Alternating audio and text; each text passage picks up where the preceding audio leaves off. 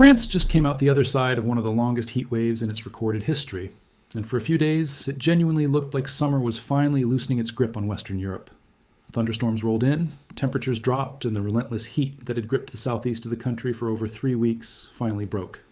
But meteorologists tracking the pattern say don't get too comfortable, because a considerably bigger weather shift is already taking shape behind it, and it's arriving from 2 directions at once. Let's start with exactly what just ended, because the scale of it genuinely earns the word historic. Beginning on July 28th, southeastern France was locked under a heat wave that stretched an extraordinary 23 consecutive days, making it the second longest heat wave in the country's entire meteorological record,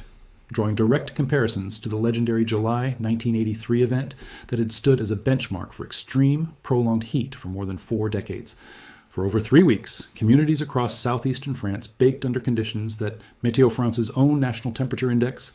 a daily average pulled from 30 representative weather stations, spread evenly across the country, tracked climbing well above seasonal norms day after day without any real sign of relief, turning what should have been an ordinary late summer stretch into a genuine, sustained ordeal for millions of residents simply trying to get through each day. That kind of extended heat doesn't simply fade out on its own. It takes a genuine shift in the upper atmosphere to actually break it, and that's precisely what happened as August wound down. A shifting polar jet stream began driving cooler northern air and heavy rain across Western Europe, finally dislodging the high pressure ridge that had kept the heat locked in place for so long. Thunderstorms swept through, temperatures dropped back toward more typical late August levels, and after 23 days, southeastern France finally got its break. Meteorologists point to this kind of jet stream shift as the only realistic mechanism capable of ending a heat wave this deeply entrenched. Once a blocking ridge locks into place the way this one did for over 3 weeks, ordinary weather systems simply can't dislodge it, since the ridge itself actively steers approaching disturbances around its edges rather than allowing them to pass through. It takes a genuinely significant reconfiguration of the broader jet stream pattern, exactly the kind of large-scale atmospheric reorganization that took the better part of the summer's 4th major heat dome to finally produce, before a ridge this persistent actually breaks down and allows cooler air and rain to move back in. If you're finding this breakdown useful, go ahead and hit that like button. It genuinely helps this kind of climate coverage reach the people who need to actually plan around what's coming next. Here's where the story gets considerably more complicated, though, because this cool down is unfolding alongside an entirely separate heat event building in almost the opposite direction. At the very same time, France was finally getting relief. A fresh heat dome has been expanding across south-central Europe, specifically targeting Italy, Bosnia, Serbia, Croatia, and Hungary, with temperatures pushing past 40 degrees Celsius. This isn't a lingering remnant of the same system that just broke over France. It's a separate upper-level ridge, the kind of blocking high-pressure pattern that traps hot air beneath it for extended stretches, now settling in over an entirely different stretch of the continent, even as the previous heat event finally releases its grip further west, effectively swapping which region bears the brunt of extreme heat almost the moment the other gets its first real break in weeks. Meteorologists tracking this new ridge have specifically noted how it's expected to behave over the coming days. By Friday night, the upper-level wave responsible for pushing the cooler Atlantic air across Western Europe is forecast to essentially dissipate, while the ridge, sitting over the Mediterranean and Central Europe, remains powerful and stable, gradually becoming more elongated as it strengthens. That's a meaningful detail, because it suggests the cooling pattern currently offering relief to France and its neighbors isn't necessarily a sign the entire continent's heat season is winding down. It's more like a temporary trough passing through one specific region, while an entirely separate heat engine keeps building somewhere else nearby, a pattern that requires tracking 2 distinct weather systems simultaneously, rather than assuming the whole continent moves through the same seasonal transition at the same pace. And there's a third piece to this puzzle that ties the whole picture together, because the relief France is currently experiencing appears to be genuinely temporary rather than the start of a longer-term cooldown.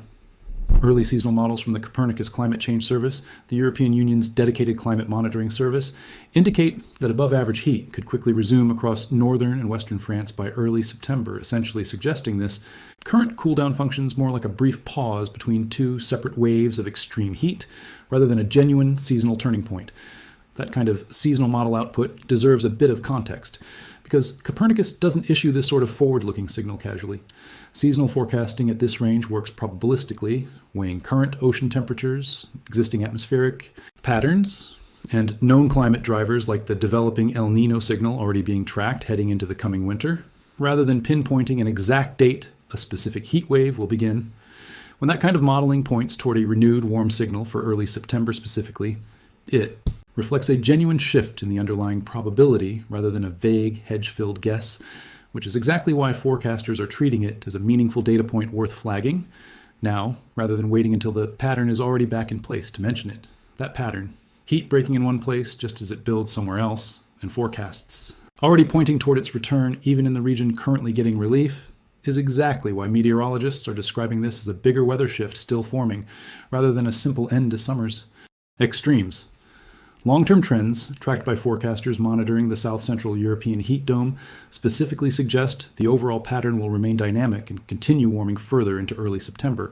extending well past the point most people would typically expect European summer heat to meaningfully wind down. It helps to understand the actual mechanism driving all of this, because it's the same fundamental atmospheric pattern that's been responsible for nearly every major heat event across Europe this year. It's called an omega block, named for the shape it traces across a weather map. The Greek letter omega, formed when a ridge of high pressure gets pinned in place between two low-pressure systems, sitting on either side of it.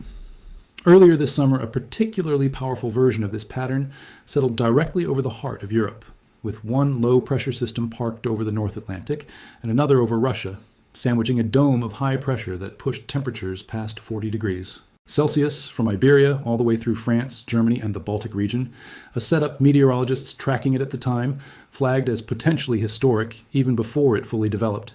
That same underlying mechanism, blocking ridges forming, holding in place for extended stretches, then eventually breaking down only to reform somewhere else along the continent, has effectively defined this entire European summer. This year's overall trajectory helps explain why forecasters aren't treating France's 23-day heat wave as an isolated, unusually extreme event, so much as the latest and most extended entry in a summer that's already produced repeated waves of record. Breaking heat.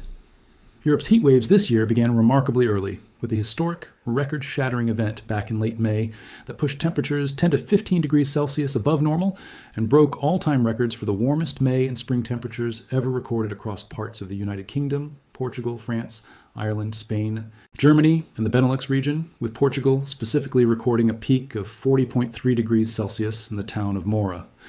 That early season extreme was followed by additional waves through June and July, building toward the historic 23-day event that just wrapped up in southeastern France, and now toward this fresh heat dome settling over Italy and the Balkans. Each of those individual waves left its own mark on the historical record in ways that add up to something genuinely unprecedented across the continent's modern climate history. Multiple countries have now recorded their hottest spring, their hottest specific summer month, or their longest heat wave on record within the span of this single year, an accumulation of superlatives that would ordinarily be spread across a decade rather than compressed into a single, unusually relentless season. Climate researchers tracking these individual records collectively point to that clustering, several different types of record falling within months of each other across multiple countries, as itself a meaningful signal about how quickly the underlying baseline has shifted. There's a broader climate research thread underpinning why these blocking patterns keep reasserting themselves across Europe with this level of frequency and intensity, rather than behaving the way heat waves typically did in past decades. Research published through the Proceedings of the National Academy of Sciences found that the specific category of atmospheric blocking responsible for locking in these extreme heat events has very nearly tripled in frequency compared with the record before large-scale industrial warming began. That statistic helps explain why a summer capable of producing both a 23-day heat wave in France and a fresh 40-plus degree heat dome over Italy and the Balkans within days of each other no longer reads as a wildly improbable coincidence, but rather as consistent with a climate system that's become measurably more prone to these extended, repeating blocking events than it was even a generation ago, when a single heat wave lasting even half as long as this one would have counted as a genuine historical outlier rather than one entry in an already crowded season. For anyone currently enjoying the brief relief settling over France and Western Europe right now, the practical takeaway is straightforward, even if it isn't the news anyone wants to hear after 3 weeks of relentless heat. This cooldown looks genuinely temporary based on current seasonal guidance, and treating it as confirmation that summer's extremes are finished for the year would be premature given what forecasters are already tracking for early September. For anyone across Italy, Bosnia, Serbia, Croatia, and Hungary, the message is even more immediate, since this fresh heat dome is actively building right now, with forecasters expecting temperatures well above 40 degrees Celsius and a pattern likely to persist and even strengthen over the coming days, rather than break quickly the way France's extended heat wave finally did. Continuing to check on elderly neighbors, staying hydrated, and avoiding peak afternoon sun remain worthwhile habits across both regions, regardless of which side of this shifting pattern currently feels calmer. If you want to keep following exactly how this bigger weather shift continues developing, whether France's relief holds longer than current models suggest, and how intense this fresh heat dome over South Central Europe ultimately becomes, subscribing means you won't miss the next update the moment. Forecasters confirm the details. Because, based on everything meteorologists are currently tracking, this isn't simply one heat wave ending, it's one wave handing off to the next. And the underlying pattern driving this entire remarkable summer shows no real sign of finishing its work just yet, with the boundary between relief and renewed extreme heat shifting from one stretch of the continent to another almost as quickly as forecasters can update their maps.